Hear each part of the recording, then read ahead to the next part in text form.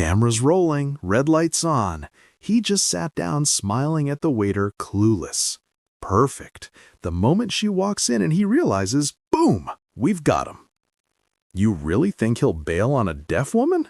That's pretty harsh, even for exposing a fake. That's exactly the point. Saint Hunter can't keep up the act when it's actually inconvenient. We'll finally see who he really is. 3 colleagues, 1 hidden camera, a blind date designed to prove their company's golden boy is a fraud. Hunter Lawson built his career on inclusion, on caring, on being the good guy in a cutthroat industry. They were sure it was all a performance. They thought they were setting the perfect trap. They had no idea they were about to capture something that would change everything, just not the way they planned. Before we continue, please tell us, where in the world are you tuning in from? We love seeing how far our stories travel. He's late, Derek muttered, his thumb hovering over the record button. His 2 colleagues, Greg and Tim, leaned closer, eyes fixed on the entrance. Relax, Greg whispered. He'll show. Hunter Lawson doesn't break promises. That's his whole thing, remember? Mr. Perfect, Mr. Nice Guy. Tim snorted. Yeah, well, let's see how nice he is when he realizes what we've set him up with. Derek's jaw tightened. A deaf woman. We told him blonde, 30, named Megan, left out one tiny detail. Think he'll bolt immediately? Tim asked, adjusting his phone angle. Doesn't matter when, Derek said coldly. What matters is we catch it. The moment he realizes, the look on his face, the excuse he makes, whatever, we post it anonymously to the career forum and boom, the CFO sees the real Hunter Lawson. No way he promotes someone capable of that. Greg shifted uncomfortably. You really think he'll be that harsh? Everyone has a breaking point, Derek said. Tonight, we find his. Before we continue, please tell us, where in the world are you tuning in from? We love seeing how far our stories travel. At 6:55 p.m., Hunter Lawson pushed through the restaurant doors, his heart hammering against his ribs in a way that felt both terrifying and exhilarating. 4 years. 4 years since he'd done anything remotely like this. The hostess greeted him with a professional smile. Good evening. Do you have a reservation?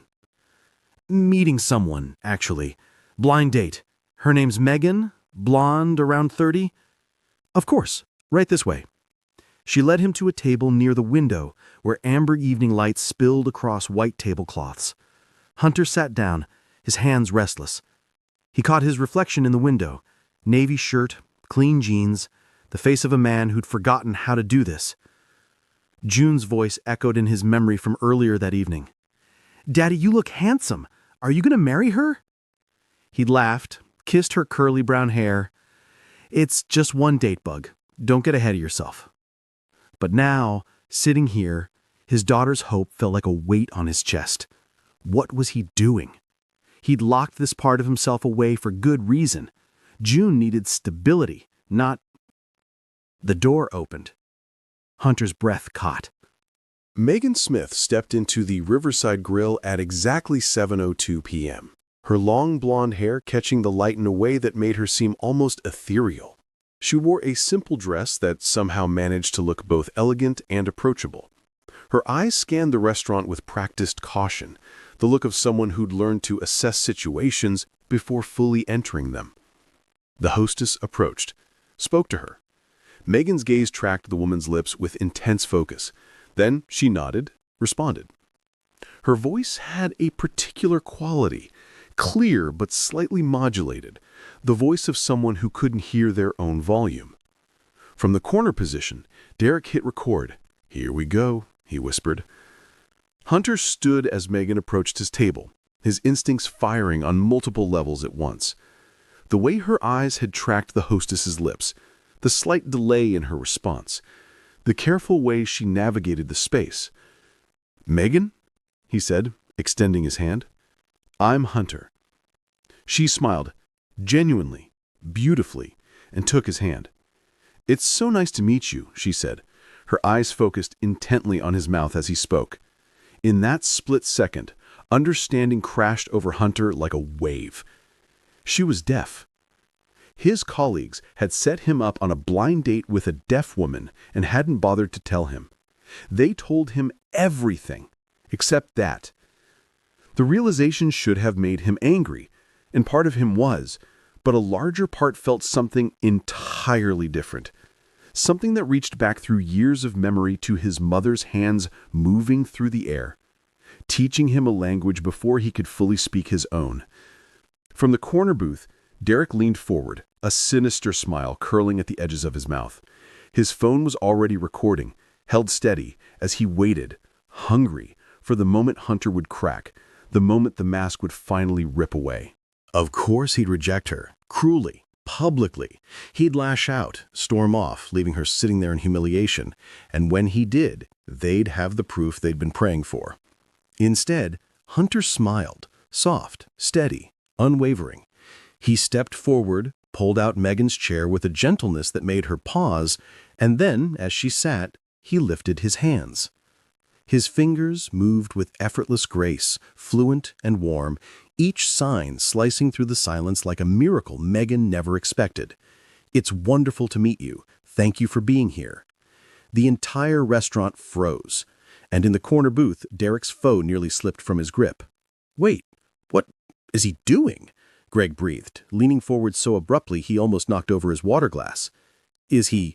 Are those sign language?" Derek finished, his voice hollow. "He knows sign language." Megan's entire body went still. Her eyes, those careful, guarded eyes that had learned to expect disappointment, went impossibly wide. Her mouth formed a perfect O of absolute shock. For 3 full seconds, she simply stared at his hands, then at his face, then back at his hands, as if she couldn't quite believe what she was seeing. Her own hands flew up, trembling slightly. "You know sign language?" "My mother was deaf," Hunter signed back, settling into his chair with an ease that spoke of decades of practice. "It's still my first language, honestly." Megan's hands dropped to the table. She pressed them flat against the white tablecloth as if she needed to ground herself. When she looked up at him, her eyes were glistening with something between disbelief and overwhelming relief. "I wasn't expecting," she signed, then stopped, started again. "Nobody ever—" Another pause. "You're really fluent?" 35 years of practice, Hunter signed with a gentle smile. "My mom made sure of it.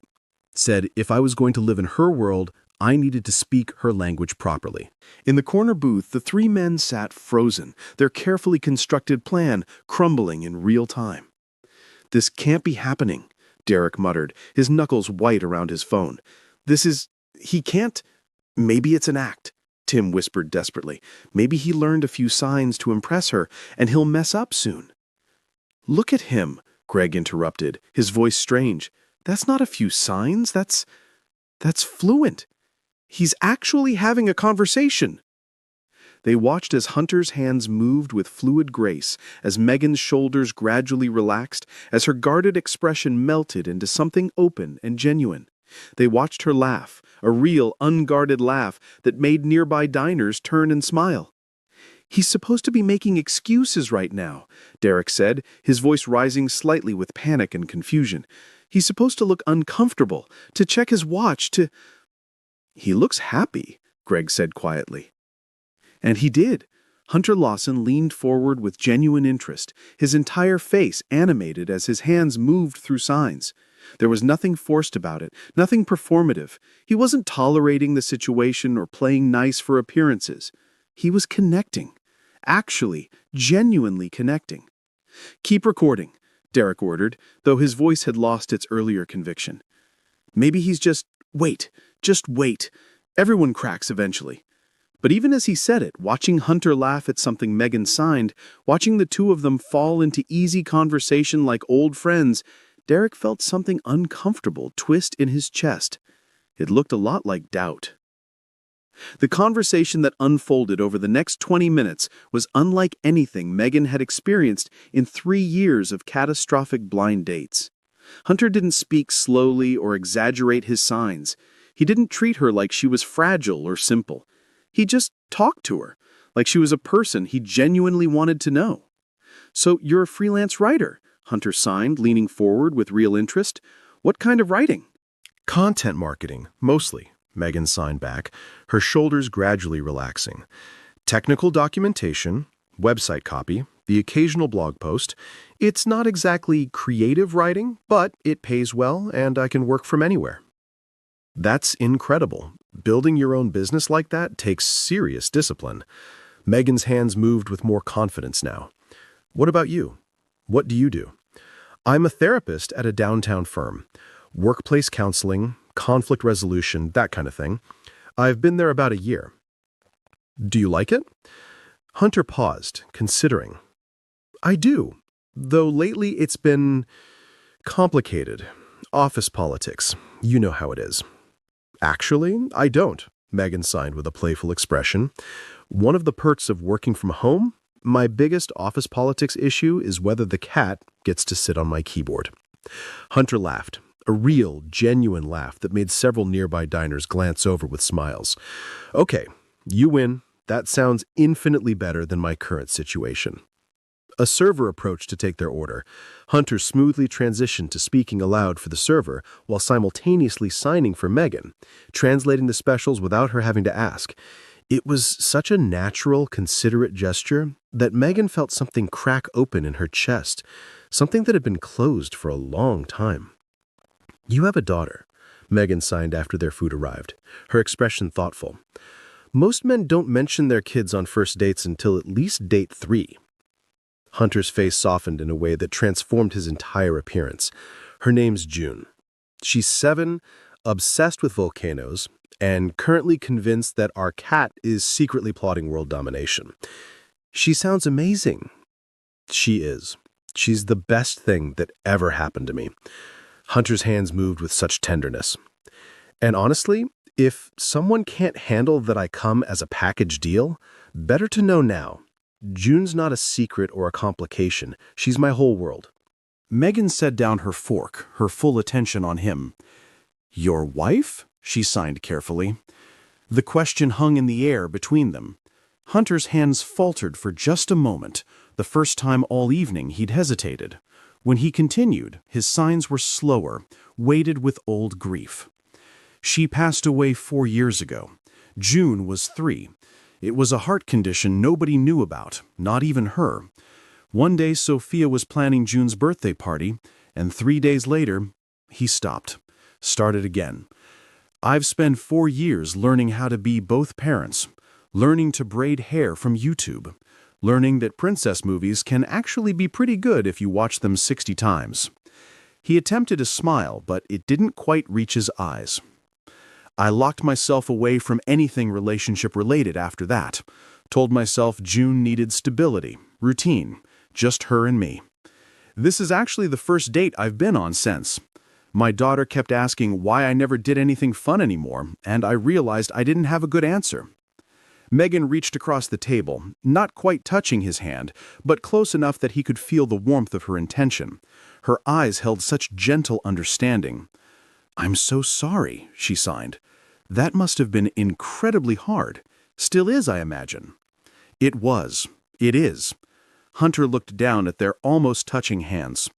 But June's taught me something important. You can't hide from life forever just because you're scared of losing again. At some point, you have to choose to live, not just survive. Is that what tonight is? Megan signed, a playful challenge in her expression. Choosing to live? Surprisingly, yes, Hunter signed back, his smile genuine now. You're much better company than my usual Friday night dates with a 7-year-old and whatever animated movie is her current obsession. Megan laughed, a sound that made nearby diners turn and smile, a sound that was unguarded and real. From his surveillance position, Derek's colleagues were growing restless. This is a complete bust, Greg muttered. He's actually enjoying himself. Look at him. Maybe he's just being polite, Tim offered weakly, waiting for the right moment to bail. But even as he said it, none of them believed it. They were watching something they hadn't anticipated. Genuine connection. Real conversation. A man treating a woman with respect and interest, not as a charity case or a cruel punchline. Keep recording, Derek said, though doubt had crept into his voice like water through cracks.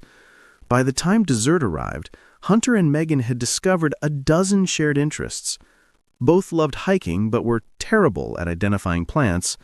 Both thought pineapple on pizza was a crime against humanity. Both had read the same obscure fantasy series and had passionate opinions about the ending. "Tell me about your mother," Megan signed, her hands moving with careful curiosity. "What was she like?" Hunter's expression grew tender, distant with memory. Fierce. That's the word that always comes to mind. She refused to let anyone make her feel less than because she couldn't hear. She worked as a teacher at a school for deaf children, and she was absolutely beloved. Students would come back years later just to visit her. "She sounds wonderful." She was. She taught me that disability isn't weakness or limitation. It's just a different way of experiencing the world. She also made the best chocolate chip cookies in existence. I could win any argument without saying a single word. Megan's hands moved slowly. "She would have been proud of you. The way you signed tonight, the respect in it, that came from her." "I hope so." Hunter paused, then his hands moved with careful deliberation. "Megan, I need to tell you something. I didn't know why my colleagues were so eager to set up this date, but about halfway through dinner, I noticed them." He gestured subtly toward the corner booth.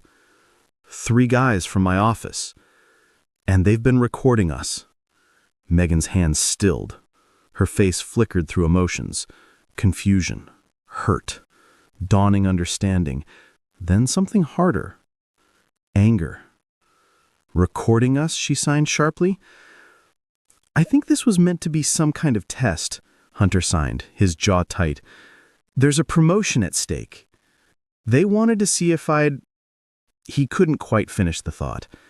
"If you'd be decent to the disabled girl," Megan signed, her hands cutting through the air with barely contained fury. "Yes." For a long moment, Megan didn't sign anything. She just looked at Hunter, her eyes searching his face for something— truth, maybe, or proof that he was different from every other disappointment. "I've been on 17 blind dates in the past 3 years, she finally signed, each movement weighted with exhausted resignation. 17 times I've watched men's faces change when they realize I'm deaf. Some leave immediately, at least they're honest. Some stay out of pity, which is worse. Some treat me like I'm fragile or simple-minded, speaking loudly and slowly like I'm a child." Her hands trembled slightly. "You're the first one who just treated me. Like I'm just a person you wanted to know. Not a disability, not a charity case, not a test." She looked toward the corner booth, then back at Hunter. "So what now? Was this real, or was I just part of their game?" Hunter's hands moved with absolute conviction. "Megan, I don't care what they intended. I don't care that they set this up to catch me being cruel, to sabotage my career, to prove my character is fake." He waited until her eyes met his fully. "This, us, this conversation, this connection, has been the most real thing I've experienced in 4 years. You're funny, brilliant, talented, and you've reminded me that there's life beyond just surviving." He took a breath. "If you'll let me, I'd like to see you again. Not because of some setup or test, not to prove anything to anyone, but because I genuinely want to know you better. Because when you laugh, it makes everyone around you smile. Because tonight has been special." Megan signed, a tentative hope in her expression. "Exactly." The restaurant had grown quieter around them, other diners filtering out into the night. From their corner, Derek and his colleagues had long since stopped recording, the weight of what they'd done settling over them like ash. Megan's hands moved slowly, deliberately, each sign carrying the weight of 3 years of disappointment and 1 evening of unexpected hope. "I'd like that too."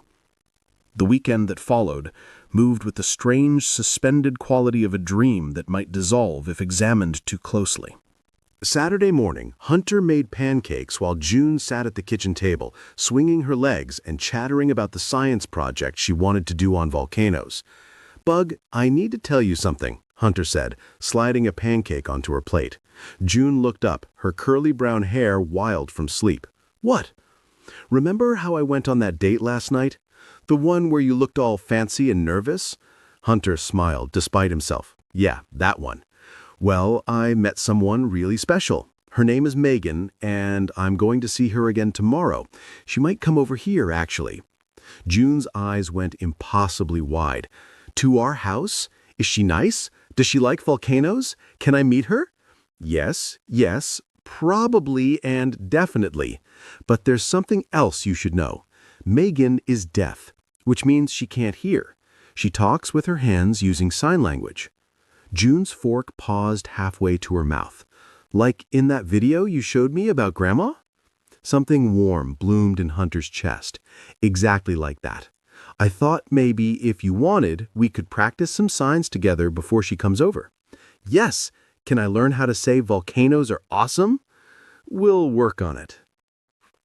Saturday afternoon arrived with the particular anxiety of introducing two parts of your life and hoping desperately they'd fit together. Hunter had cleaned the house 3 times. June had changed outfits twice, finally settling on her favorite purple shirt with sparkly stars. The cat had been bribed with treats to behave. Everything was as ready as it could be. When the doorbell rang at 2 o'clock, June bolted for the door with the speed of a small, excited missile. "Junie, slow down," Hunter called, but she was already yanking the door open. Megan stood on the porch holding a small bag and wearing jeans and a soft yellow sweater that made her look warm and approachable. When she saw June, her face lit up with genuine delight. June stared up at her, then carefully raised her hands in the signs Hunter had taught her. "Hello, nice to meet you." The signs were clumsy, her small hands uncertain, but Megan's eyes immediately filled with tears. She knelt down to June's level, her hands moving slowly, deliberately. "Hi, June. Your dad has told me so much about you. I heard you're an expert on volcanoes?" June looked back at Hunter, who quickly signed the translation. Her face exploded into the biggest smile. "I am!" she practically shouted, then remembered and signed, "Yes, do you want to see my books?" What followed was 2 hours of pure, unexpected joy. June dragged Megan to her room, showing her every volcano book, every rock collection, every drawing she'd made. Megan examined each one with genuine interest, asking questions through sign that Hunter translated, engaging with June's 7-year-old passion as if it were the most fascinating thing in the world. They moved to the kitchen for cookies and milk. June insisted on learning more signs, turning it into a game. She'd point at objects around the house, and Megan would show her the sign. "Cookie," June would sign, giggling. "Table," she'd sign next, her small hands moving with increasing confidence. When June accidentally signed bathroom instead of butterfly, all 3 of them dissolved into laughter, the kind that comes from pure happiness, untouched by cynicism or fear. At one point, June needed to use the actual bathroom. The moment she left, Megan turned to Hunter, her hands moving with emotion. "She's incredible," she signed. "You've done such a beautiful job with her." Some days I feel like I'm barely keeping it together, like I'm one forgotten permission slip away from being a complete disaster as a parent. "You're not," Megan signed firmly. "She's confident, curious, kind, and so full of love. That doesn't happen by accident. That comes from you." Hunter's throat tightened. He hadn't realized how badly he'd needed to hear that. June burst back into the kitchen, her hands moving in an enthusiastic but completely incorrect sign that was supposed to mean friend but actually meant something closer to cheese. Megan's eyes met Hunter's, both of them fighting not to laugh. In that moment, something shifted. Something that felt less like the beginning of something new and more like pieces that had always belonged together, finally finding their way home. Monday morning arrived with the particular dread of unfinished business. Hunter walked into the office to find Derek and his two colleagues huddled by the coffee machine, their body language screaming discomfort.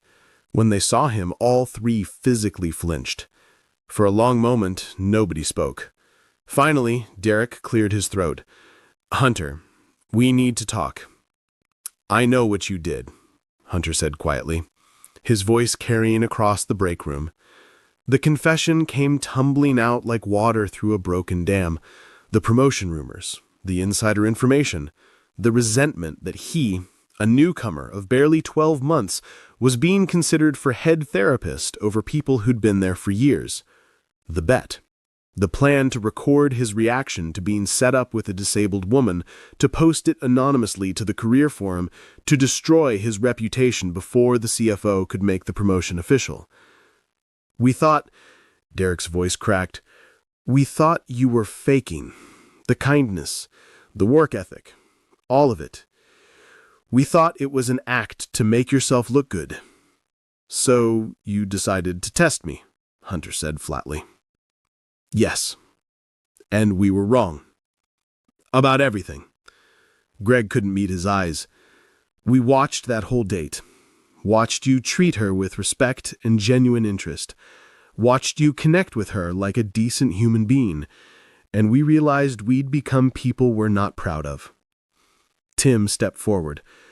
"We went to the CFO this morning, before we came to you, told him what we did, showed him the video, then deleted it. He's handling our disciplinary actions. But we wanted to apologize directly." Derek's voice was raw. "What we did was cruel. To you, and especially to Megan. Using someone's disability as a punchline, as bait, there's no excuse for that." Hunter was silent for a long moment, his hands clenched at his sides. When he finally spoke, his voice was controlled but laced with hurt. "You know what the saddest part is? If you'd just talked to me, gotten to know me, none of this would have been necessary. I'm not perfect. I lose my temper. I make mistakes. I burn dinner 3 times a week, and I still can't figure out how to make June's hair look decent for school photos." He looked at each of them in turn. "But I'm not putting on an act. I don't have the energy for that. I'm just trying to do good work and be a decent person. That shouldn't be threatening." "It's not," Derek said quietly. "We made it threatening because of our own insecurity and resentment. That's on us, not you." Hunter nodded slowly. "I appreciate you coming forward. It doesn't make it okay, but it's a start. Now, if you'll excuse me, I have actual work to do."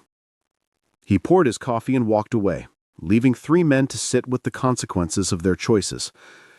2 weeks later, the promotion came through. Head therapist, significant raise, expanded responsibilities, an office with an actual window. But what mattered most to Hunter was the text waiting on his phone when he walked out of the CFO's office. "Congratulations. June and I are so proud. Dinner tonight to celebrate? I'll bring the non-pineapple pizza. Megan." Hunter smiled, his thumb hovering over the reply button. 4 years ago, he'd thought his story was finished, that he'd spend the rest of his life as just June's dad, going through the motions, surviving but not truly living. He'd been so wrong. He typed back, "It's a date. See you at 6. 6 months later, the Riverside Grill had become their place. Hunter and Megan sat at the same table where they'd first met, June wedged between them, her small hands moving through the sign for family with increasing confidence. "Again," June demanded, her curly hair bouncing. "I want to get it perfect." Megan guided her hands through the sign with endless patience, her face soft with affection. Hunter watched them, his heart so full it physically ached. But this time, the ache was good. It was the ache of healing, of something broken being carefully rebuilt into a new shape. "I have something to tell you," Megan signed to Hunter while June was distracted by her chocolate cake. "Good news or scary news?" Hunter signed back. "Both?" Megan's hands moved carefully, nervous. I got a major new client. 6-month contract, really good money. They want me to take an office space downtown for in-person meetings. Megan, that's incredible. It's terrifying, she signed honestly. I've been remote for so long, it feels safe, controlled. But I think I'm ready to put myself out there more, to be visible, to stop hiding. Hunter understood what she wasn't saying, that 6 months ago she'd been on her last blind date, resigned to isolation. Now she was choosing risk, choosing life. I'm so proud of you, he signed. And if you need someone to help move office furniture or bring coffee during long workdays, I know a guy. Oh, really? Is he single? Definitely not, Hunter signed, grinning.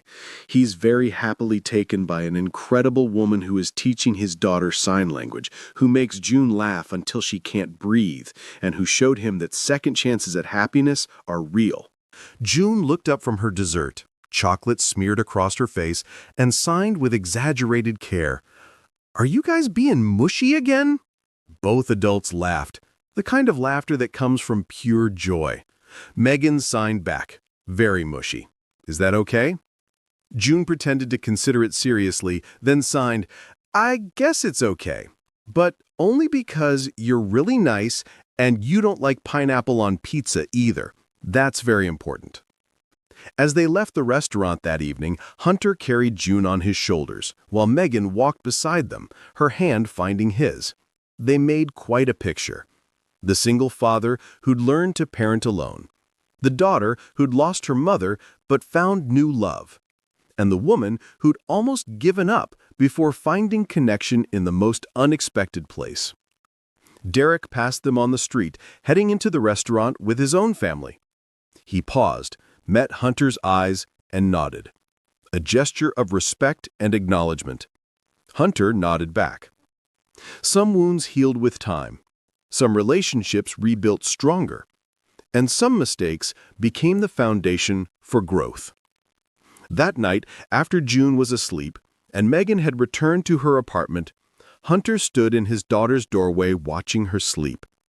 She clutched the stuffed volcano Megan had given her, her face peaceful in the soft glow of her nightlight. 1 year and 3 months after that first date, Hunter took Megan and June back to the Riverside Grill. Why are we getting so dressed up? June asked for the 3rd time, smoothing down her navy blue dress. It's just dinner. It's a special dinner, Hunter said, adjusting his tie in the rearview mirror. His hands were shaking slightly, the same nervous energy he'd felt that first night, but amplified 100-fold. In his jacket pocket, a small velvet box pressed against his ribs with every breath. They were seated at their table, the same one where everything had begun. June chattered excitedly about her upcoming science fair project, while Megan smiled, her hands moving through responses that made June giggle. Halfway through dinner, Hunter's phone buzzed.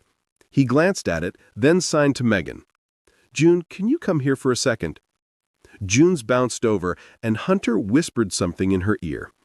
Her eyes went wide, and she nodded enthusiastically. Megan, June signed carefully, her small hands moving with the precision of months of practice. Can I ask you something important? Megan's brow furrowed with curiosity. Of course, sweetie. June took a deep breath, then signed. Would you like to be part of our family? Like, officially? Forever? Megan's hands froze mid-sign. Her eyes darted to Hunter, who had stood up and moved beside the table. He was lowering himself to one knee, pulling out a small velvet box. The entire restaurant seemed to hold its breath. Hunter's hands moved with trembling emotion as he signed, Megan Smith, you walked into my life when I'd convinced myself I was done living. You saw me, really saw me, and chose to stay. You've taught June that love doesn't have limits. You've shown me that broken things can heal into something even more beautiful. He opened the box, revealing a simple, elegant ring that caught the amber light. I'm not asking you to complete us because we're not incomplete, but I am asking you to choose us every day, the way you've been choosing us for over a year. Will you marry me? Megan's hands flew to her mouth, tears streaming down her face. For a moment she couldn't move, couldn't sign, could only stare at the man kneeling before her and the little girl bouncing excitedly beside him. Then her hands moved, shaking but certain. Yes, yes, yes, I'll marry you. The restaurant erupted in applause. June launched herself at both of them, creating a tangle of arms and laughter and happy tears. Hunter slipped the ring onto Megan's finger, then pulled both his girls close, his heart so full he thought it might burst. 3 months later, Megan stood in a bridal boutique, surrounded by soft, white fabric and the warm chatter of the shop owner. She'd tried on 4 dresses already, but this one, a simple A-line gown with delicate lace sleeves, felt right. She stood in front of the 3-way mirror, turning slowly, watching how the fabric moved. Her phone buzzed in her purse. The shop owner retrieved it for her, smiling. Text from Hunter. Megan's heart did its familiar flutter as she read, "June wants to know if your dress has sparkles. She's very concerned about the sparkle situation. Also, I miss you. Also, I love you. Also, 3 more weeks feels like forever. Also, did I mention I love you?" Megan typed back, "Tell June there are sparkles, or sort of. Lace counts, right? Miss you too. Love you more. 3 weeks will fly by. And yes, you mentioned it. Mention it again?" The response came immediately. "I love you. I love you. I love you. See you at home in an hour?" When Megan walked through the door of Hunter's house, their house now really, since she'd moved in 2 months ago, she was immediately ambushed by June. "Did you get a dress? Is it pretty? Does it have sparkles? Can I see pictures?" "No pictures," Megan signed with mock seriousness. "Your dad can't see it until the wedding. It's bad luck." "But I can see it, right?" "Of course you can. You're my maid of honor." June's face lit up like she'd been given the greatest gift in the world. Hunter emerged from the kitchen, still wearing his work shirt but with his tie loosened and sleeves rolled up. He crossed the room and kissed Megan softly, his hand cupping her face with such tenderness it made her chest ache. "Good day?" he signed. "Perfect day," she signed back. "Found the dress."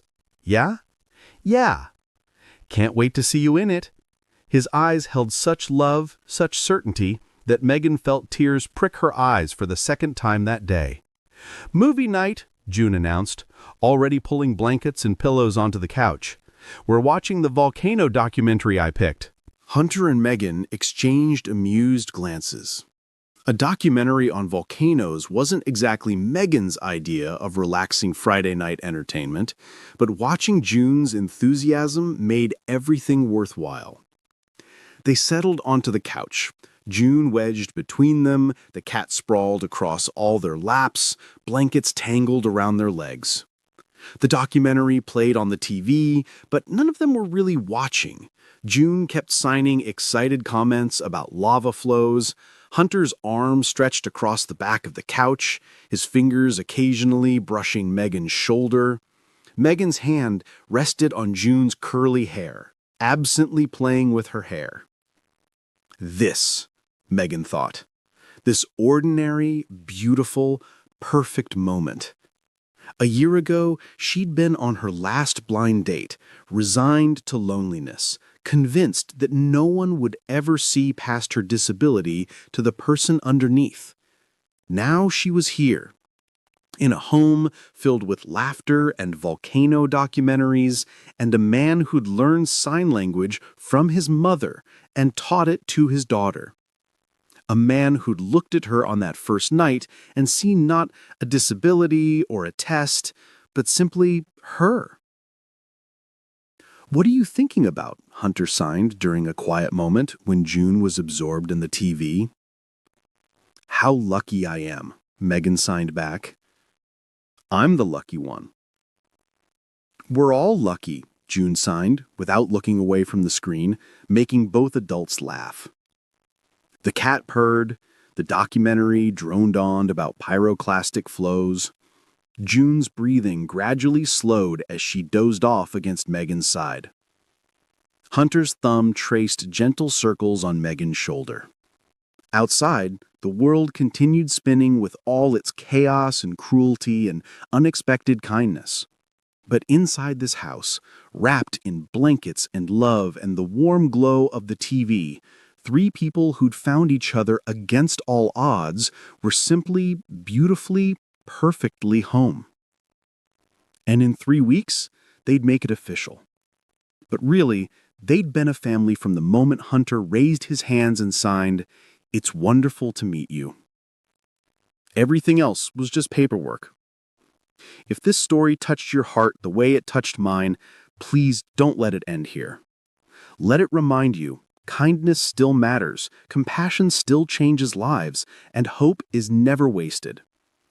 Subscribe and be part of our Soul Lift Stories family, where every story lifts the spirit and reminds us that light always finds its way back. And if this moment moved you, share it. Because sometimes sharing hope is the kindest thing we can do.